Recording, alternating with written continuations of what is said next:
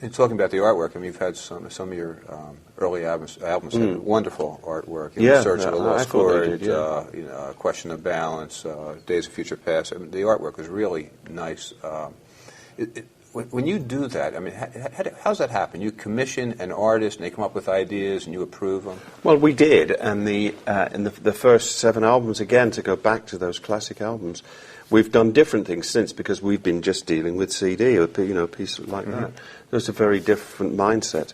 But then with Days of Future Past, there was a staff artist at Decca who did the sleeve to it, listened to all the lyrics and did the sleeve. And then after that, he came to work for us. So we would tell him what we wanted. He would design this whole gatefold book, and with lots of different angles of looking at the album and photographs and things like that, and just something that we put together as a piece of art that had as much work in it as the album did. And then he worked for us for quite a few years, and then he went off to be a kind of hippie, and I see him occasionally, but because those days are gone, you don't need that was taken over by sort of corporate sort of designers who just knock up a few lines. And is there value in those old in that old artwork? In the old art, well, I think there was, and I think it was a wonderful time for us all to be able to share that kind of stuff, because you and I can say that we truly loved our record collections then. It's different now. I can't even read the prints anymore. Yeah, but you loved the feel of them, didn't you? Oh yeah. I did too. Yeah. Performing in Las Vegas, you come here once or twice a year. Yeah. This is the kickoff of a tour for you? Yeah, about 6 weeks, 5 or 6 American weeks. tour. Yeah. Finished a European tour? We finished in Helsinki about 2 weeks before Christmas, yeah.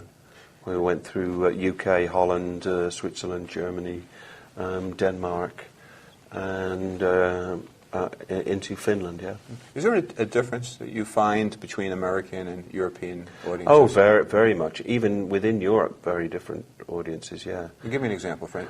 Well, the Americans kind of know how to go to a concert. They're sort of professionals.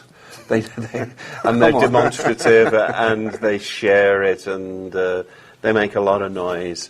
Some places, you're just going, and it's like... and that's about it. But you kind of, then when you get to sort of Nights in White Satin, they think, oh yeah, I can go a bit mad and stand up then. But it's very, very different to each place. Germany, they're very into the music, and Finland, it was really like rock, it's crazy.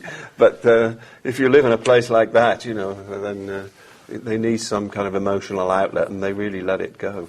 And how about in the United States? Do you find differences in the East Coast and the West Coast?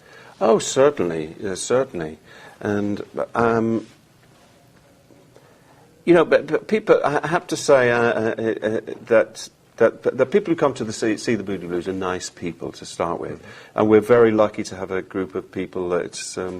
everybody gets on. They have this in common, that they like this kind of music. It's not to everyone's taste, but so it usually is a kind of person that comes to the Moody's concerts, and that's very rewarding. But in America, we still have the same audience as we did on our first tour, really, of the territories where people were popular. Was that we supported a group in 1968 called Canned Heat on a long tour that was about 10 weeks. And we played all really kind of industrial places from St. Louis, Kansas City, right up through the Midwest. And that's still the Moody Blues heartland and the strongholds, the place where we went with Canned Heat. And it's interesting that you wouldn't have thought that we'd have gone together, but they really liked us, and we opened for them, and I adored them. They were a brilliant band. I'm on the road again. Yeah, on the road again. Which was going up the country, yeah. A Sterno can, right? As the name came from, Sterno. You know, the Sterno can? Oh, yeah, that would heat. That's where the name came from, Canned Heat. Oh, yeah. They were nice guys, yeah. They were great to us. What makes a song like Nights in White Satin have the longevity that it? I mean, this song has been an amazing love song it's up there with songs that Sinatra may sing. I don't know, but I suppose there was no I did it with no commercial sort of reason in mind. I had no idea that it would be a single. It was from the heart. And when I listen to the record, there's hardly anything on the record. There's nothing going on. It's just like a big empty space. But maybe that's its appeal as well. Also, everybody in the group does something specific, so there's no real double tracking. It had an interesting sound, and it was from the heart. I was at the end of a big love affair, at the beginning of another one. I was only 19 years old, and it was very important to me. Best time to write music, right? Probably. Beginning and end. Yeah, probably. But it certainly meant a lot, and it means a lot to a lot of people now. And I think people think that know that it genuinely means something great to us too, and that's a wonderful thing to be able to share. You're working on some DVD projects now. Yeah. Are you working one with War of the Worlds or something? I'm doing a project called The War of the Worlds that was already a record and is now a stage show. I did it for 5 or 6 weeks earlier in 2006.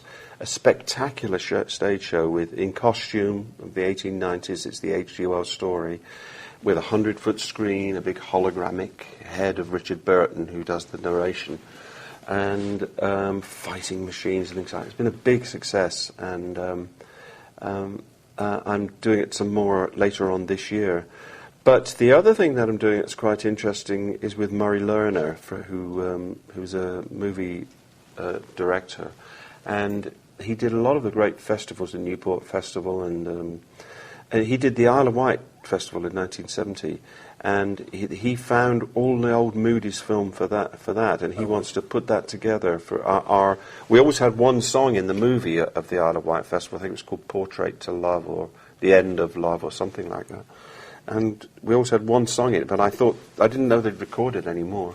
But we've got the whole Moody Blues performance from 1970 in it, and Murray wants to edit it together, and I've asked him if I can mix it.